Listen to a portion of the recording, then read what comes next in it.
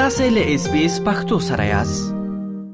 अक्सर मुझसे लोग कहते हैं कि दोस्तों खुद डॉलरों की खबरें करें. उनका मतलब होता है कि तुम डॉलर कमा रही हो, तुम पैसा कमा रही हो, तुम ये करी वो करी. دا یو پښتنه نجلۍ ده چې په خپل ټولنیزو حسابونو باندې فعالیتونه کوي، ویډیوګانې پر خبروي، د زنانو د حقوقو لپاره کار کوي او د شانتي کاروباري اعلاناتو د خبرولو سره د خپل اقتصاد ستونزې پر حل کوي. خو دغه هر څه د یو زنانه پر هیڅ پټولنه کې له دوی لپاره کوم اسانه کار نه دی. دغه پښتنه نجلۍ چې الاس دکړې کړې دي نو غواړي چې په جنګلوي خبره شي. دوی وایي چې په ټولنیزو رسنیو کې د فعالیتونو لامل یوازې دوی نه د کورنۍ خلکو یې هم بد وضعیت ولیدو. زه خو ذهنیم ټارچر کړم، مطلب هر قسمه را سره لاړل کنه خلک کزنانه دي پکې مشرانه، مطلب کمړي ژوند کې ملاويږي مور ته مې چې دا تاسو لور خو ډېر غلط راوته ول خدا چې کو ایجوکیشن کې په سبق ویلو، مطلب یو غاټه بالا کو ایجوکیشن خزي باره مونږ په معاشره کې خو بل خوشاله چې پلار مې سپورټ کولم، بس په دا ډېر خوشاله امي ابو مې رونو خويند ټول سپورټ کولم. بیا ما رور ته خلکو د ټارګټ کړم، یو ته پته چې پلار سوشل میډیا کې نو را شرور لوي شي کمنټس دومره حد له بیت کمنټس راځي چې بس لکه دغه یی چې خالي خزي په سره غیرت ته تر وته تمونګ لار سره خرابوي، تمونګ لنوري خزي خرابوي. زه لکه هایلایټ پدایم چې زه خالي خپل आवाज له سره هایلایټ یم سوشل میډیا یوز کوم او عام زه یو خې طریقې له یوز کوم، یو خمسه جوړ کوم سره پورې ما څه غلط نه پوسټ کړي دغه وجه زه هایلایټ یم. دغه یوازې تر انساني فکر پورې لنډه خبره نه ده. په دې ورستۍ کې په پاکستان کې یو شمېر زنانه له خوډب لپې خو سره له هغه ورستو مخ شوي چې په ټولنیزو رسنیو فعالیتونه کول او له هغه نو ورستو د سړو له خوا دوی په نخښ شوي. د ملي سایبر جرمونو د پلټنې ملي اداره یا NCC وایي چې په 2015 کال کې د خلکو د لوري د یادې ادارې سره 1,42,202 او یا پیښې ثبت شوې دي چې به په کې د 6,000 پلټنې او سړنې پیل دي. اداره وایي چې په یو در شتنانو باندې د جرم د ثابتولو عمل دوی ته سزاګانې ورکړې شوې دي. سلما خان خټک د عبدالولي خان په هنتونه د ژورنالیزم په څنګه کې زده کړې دي. دوی په خپل باندې په بیلابیلو برخو کې په ټولنیزو رسنیو باندې فعالیتونه کوي. دوی د خپل کارونو په اړه باندې وایي زموږ ډېر خويندې میاندې چې کوم سوشل میډیا پلیټ فارم باندې خپل اکاونټ جوړ کړی دي او د یو مقصد لپاره استعمالي هغه کې مطلب ټریډینګ شو، آنلاین بزنس شو، خپل ډېر کارونه پکې خو چې موږ جوړ کړی مو چې زما تعلق صحافت شو به سره دی نو ما په خپل اکاونټ تر دې مقصد لپاره جوړ کړی چې زه خپل غږ خپل عوام ته ورسوم، زه خپل کار خلکو ته وخم او زما اکاونټ په ټیک ټاک باندې زما خپل نیم باندې ما جوړ کړی دي. سلما خان خټک باندې ما ټیک ټاک آی ډی جوړ کړی دا، انستګرام جوړ کړی، ټویټر باندې دا غرانګ زما په فیسبوک اکاونټ دا شان پیج زما باقاعده دی دا غران کوم پای باندې خپل لوکل انټرویوز د خلکو اخلم، دا کوم چې واګاران دي د غوي انټرویوز اخلم، د خلکو انټرویوز ورم د غوي سمسایل دي هغه انټرویوز په خپل پیج باندې وړاندې کوم چې د په هغه طریقه سره خپل اواز خلکو ته ورسوم.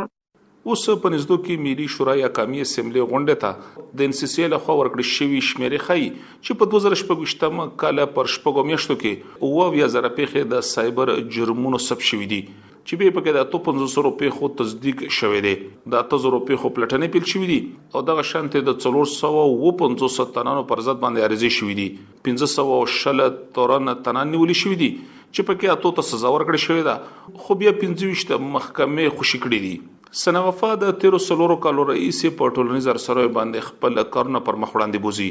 دوی چې قسم انجلوي ته په ټولنیزو رسنیو باندې پر اوس مهال باندې فعالیتونه ډېر مهم یاړین دي، خو دا هم ډېر مهمه ده چې دوی به څنګه د انلاین زورونې خپل ځان اشغوري او کچرته کې دوی ته کوم ستونزه ورپېښه شوه نو د غي د حل لارې چارې بسوي. دوی زیاتوي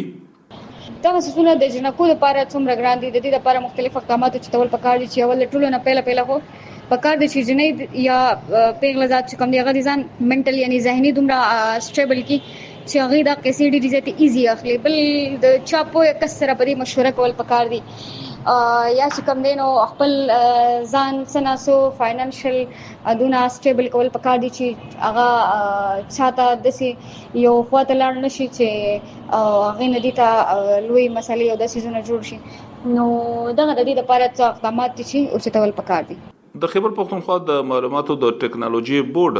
یا KPIT بورډ د چارواکو څخه مو د هغې دریز وپوښتلو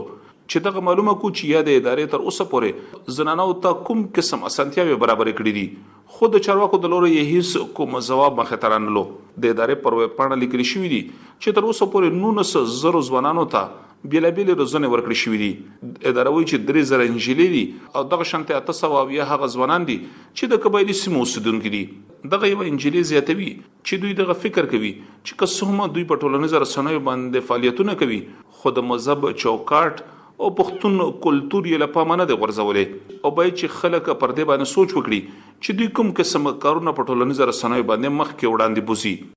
هیڅ ټریننګ نشته موږ ته باکه زه دې ته یم نه چې ذهني مریضه کړم دغه زه اوس کله کله مې زړه چې سټاپ کم دا شي خو بیا یم چې هار ونه مانم زه خپل مقصد له ان شاء الله رسیږم. ما سره لکه ما ته جنرالي خلکو میسجز کول چې خیر دې موږ لږ هیلپ وکړي یو ته لکه زه یو په نظر کې